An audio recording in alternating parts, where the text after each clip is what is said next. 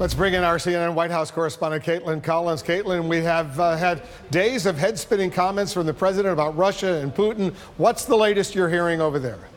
Well, Wolf, we're continuing to see this divide between the president and his own administration officials continue to deepen over Russian meddling in the election. The president has been inconsistent at best on his statements about this, now telling CBS that he would hold Vladimir Putin responsible for this, even though he declined to do so when they were standing right next to each other during that press conference in Helsinki. Meanwhile, the president's handpicked FBI director, Christopher Wray, saying there is no doubt in his mind that Russia meddled in the election and will try to do so again, as well as the DHS chief, Kirstjen Nielsen, saying that she also concludes and agrees with the intelligence community's assessment that Russia did meddle in the election. Now, she expressed some hesitancy over their conclusion that they meddled in the election to help President Trump. That is what they have concluded.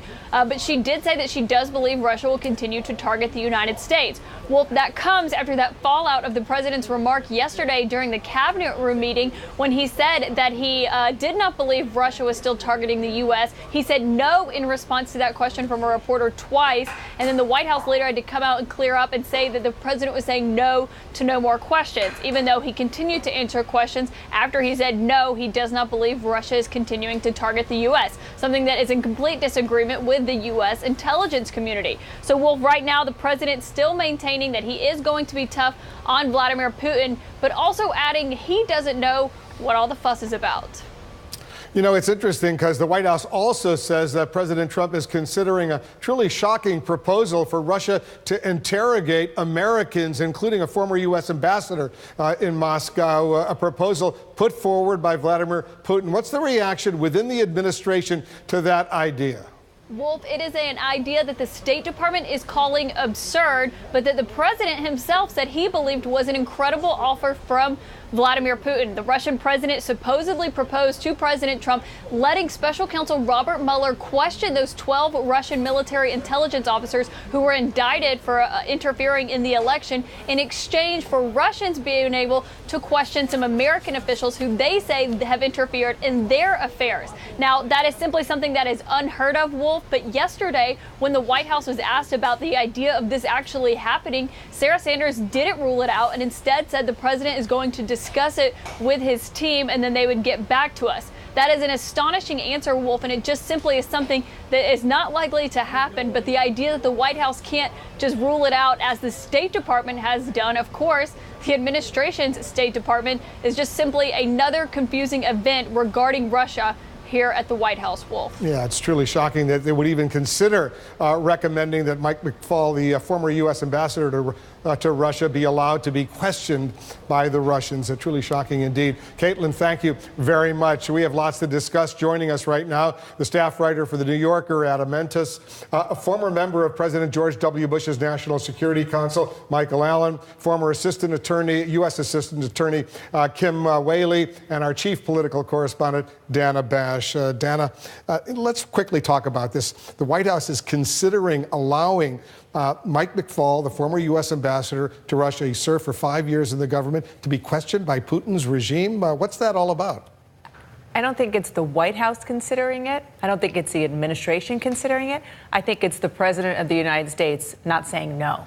And his press secretary, because of that, not being able to say no, because she speaks for him and he's watching the press briefing.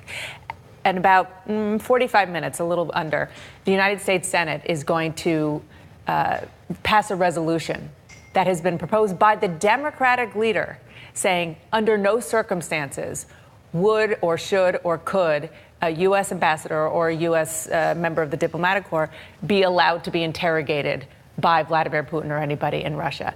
The fact that the Republican leadership is allowing, as toothless as it is, a resolution for the Congress and for the Senate to be on record saying this tells you all you need to know. You're a former assistant U.S. attorney. Have you ever seen the White House considering allowing a retired diplomat to be questioned by a hostile government? No, it's absolutely astonishing. I mean, it's beyond comprehension. And the question really now has to do with how is the system going to hold people accountable for this kind of compromised position with respect to the interests of the United States. And the fact that Congress is stepping up publicly in connection with some of the things the president's doing, the statements he made in Helsinki, in addition to this resolution, frankly, gives me some hope that our system is actually going to function to hold people accountable in a situation where clearly, there's no question this president is not putting the interests of the United States and American citizens first. And hopefully it won't break under the weight of this kind of problems at the upper echelons of government. My own suspicion, Michael Allen, is that the president doesn't like the former ambassador because he appears a lot on TV and he makes comments critical of the current president, and that may be one of the reasons he's open to this possibility. I think so. I think Putin put this to him in part because it seemed to have some political attractiveness to it. Hey, you know what? Obama's people made a mistake. Don't you want to let us question the Obama people? But I think it couldn't send a worse signal to the U.S. government. It would be akin to us sending a warfighter, a U.S. troop, over to a rogue regime for a show trial. It has to be knocked down by the White House today. I'm so glad the Senate is going to knock this down, probably 99-0 here in a few minutes. And so people wonder when the other branches of government are going to start to perk up. I think you're beginning to see it today. Adam, you want to weigh in on this? Yeah, I think also what Putin was doing in some ways was sort of taking advantage of Trump really just not having the experience to know that this is a non-starter. I mean, there's such deep distrust between our intelligence and law enforcement agencies and their agencies. Even though we cooperate in some ways, there is a fundamental distrust.